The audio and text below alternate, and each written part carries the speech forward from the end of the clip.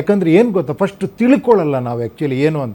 ತಿಳಿಸ್ಬೇಕು ಸರ್, ಜನ ತಿಳ್ಕೊಳ್ಳಲ್ಲ. ನೀವು ಅಲ್ಲ, ಹೋಗಿ ನಾನು ಹೇಳ್ತಾ ಇದ್ದೀನಿ, ಈಗ ಅವ್ರನ್ನ. ಈಗ ಕ್ಲಿಯರ್ ಕಟ್ ಆಗಿ ಹೇಳ್ತೀನಿ ಕೇಳಿ. ಇದೊಂದು ಪೊಲಿಟಿಕಲ್ ಪಾರ್ಟಿ, ಎಲ್ಲ ಪೊಲಿಟಿಕಲ್ ಪಾರ್ಟಿ ಥರ ಇದು ಜನರಿಂದನೇ ರನ್ ಆಗೋದು, ಜನರೇ ವೋಟ್ ಮಾಡೋದು. ಒಂದು ಸಿಸ್ಟಮ್ ಏನು ಸಂವಿಧಾನದಲ್ಲಿ ಇದೆಯೋ ಅದೇ ಇಲ್ಲಿರೋದು, ಬೇರೆ ಏನೂ ಇಲ್ಲ. ನಾನು ಹೇಳ್ತಿದ್ದೀನಿ, ಇಲ್ಲಿ ಈಗ ಪರಿಸ್ಥಿತಿ ಏನಾಗಿದೆ ಅಂದರೆ, ನನ್ನ ಹತ್ರ 50-100 ಕೋಟಿ ಇಲ್ಲದೆ ನಾವು ಎಮ್ ಎಲ್ ಎ ಎಲೆಕ್ಷನ್ ಗೆಲ್ಲಕ್ಕಾಗಲ್ಲ ಅನ್ನೋ ಪರಿಸ್ಥಿತಿ ನೀವು ಮಾತಾಡಿದ್ದೀರಾ. ಈಗೇನೋ ಚೇಂಜ್ ಆಗ್ತಾ ಇದೆ, ಒಳ್ಳೇದೇ ಅದು. ಕರೆಕ್ಟ್ ತಾನೇ? ಕರೆಕ್ಟ್. ಈಗ ಫಸ್ಟ್ ಕೇಳೋದೇನೆಂದರೆ, ಜನರ ಮೈಂಡ್ ಸೆಟ್ ಹೆಂಗೆ ಮಾಡಿದ್ದೀವಿ ಅಂದರೆ, ಎಲ್ರಿ ನೀವು ಕಾಣಿಸ್ತಾನೆ ಇಲ್ಲ, ನಿಮ್ಮದು ಬ್ಯಾನರಲ್ಲಿ, ಪೋಸ್ಟ್ರಲ್ಲಿ, ನಿಮ್ಮದು ಫ್ಲ್ಯಾಗಲ್ಲಿ, ನಿಮ್ಮ ಕಾರ್ಯಕರ್ತರ ಪಡೆಯಲ್ಲಿ, ನಿಮ್ಮ ಆಫೀಸಲ್ಲಿ, ಎಲ್ಲಿಗೆ ಅಂತ ಹೋಗ್ತೀರಾ ಇದನ್ನು ಮಾಡಿಕೊಂಡು? ಕೇಳಿ, ಇವತ್ತು ಒಂದೊಂದು ಪೊಲಿಟಿಕಲ್ ಪಾರ್ಟಿ ಫಂಡ್ಸ್ ಎಷ್ಟಿದೆ ನೀವೇ ಹೇಳಿ ನೋಡೋಣ. ನೀವು ನಿಮಗೆಲ್ಲ ಗೊತ್ತಿದೆ, ಎಷ್ಟಿದೆ ಹೇಳಿ ನೋಡೋಣ. Please answer me.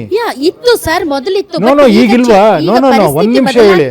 ನೋ ಈಗ ಹೇಳಿ, ಈಗಿರೋದು ಹೇಳಿ. ಪರಿಸ್ಥಿತಿ ಈಗ ವಿಜಯ್ ಬಂದ್ಮೇಲೆ ಬದಲಾಗ್ತಿದೆ ಅನ್ನೋದು ಬೇರೆ. ಇದುವರೆಗೂ ಇದ್ದಿದ್ದು ಎಷ್ಟು ಸಾವಿರ ಕೋಟಿಗಳು ಪೊಲಿಟಿಕಲ್ ಪಾರ್ಟಿ ಫಂಡ್ ಇದೆ ಸರ್. ನೀವು you take Punjab, you take Aam Aadmi Party, ಅವ್ರ ಈಗಿನ ನೀವು ಟಿವಿಕೆ ಪಕ್ಷ ತಗೊಳ್ಳಿ. ಜನ ನೀವು ಅವ್ರಿಗೆ ಹತ್ರ ಆದ್ರೆ ಅವ್ರು ನಿಮ್ಗೆ ಹತ್ರ ಆಗ್ತಾರೆ ಸರ್. ಆಗ್ಲಿ ಅಮ್ಮ, ನಾನು ಇವಾಗ ಹತ್ರ ಆಗ್ತಿಲ್ಲ ಅಂತ ಕೇಳ್ತಿಲ್ಲಲ್ಲ. ಪ್ಲೀಸ್ ಕೇಳಿ, ಒಂದು ನಿಮಿಷ ಒಂದು ಹೇಳ್ತೀನಿ. ನಾನಿವಾಗ ಬಂದು ಇನ್ನೂ ಜನ ಹತ್ರ ಆಗ್ತಿಲ್ಲ ಅಂತ ನಾನು ಕೇಳ್ತಿಲ್ಲ. ನಾನು ಇದನ್ನೇ ಹೇಳ್ತಾ ಇರೋದು. ಅವಾಗಿಂದನೂ ಇದೇ ಹೇಳ್ತಾ ಇದ್ದೀನಿ.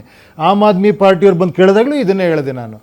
ಬಂದಿದ್ರಾ ನಿಮ್ಮ ಹತ್ರಕ್ಕೆ? ಇಲ್ಲ, ನಾನು ಎಲ್ಲರ ಟಚ್ಚಲ್ಲೂ ಇದ್ದೀನಿ, ಎಲ್ಲರ ಹತ್ರ ಇದನ್ನು ಮಾತಾಡ್ತಾ ಇರ್ತೀನಿ. ನಾನು ಹೆಂಗೆ ಅಂದರೆ, ನೀವೇ ಮಾಡಿ ಸ್ವಾಮಿ ಇದನ್ನು ಯಾರ ಅಂತ. ಬಿಕಾಸ್ ನೀವು ಇನ್ನೂ ಬೇಗ ಮಾಡ್ಬೋದು ಅಂತ. ಒಂದು ಟ್ರಾನ್ಸ್ಪರೆನ್ಸಿ ನೀವು ತರ್ಬೋದು.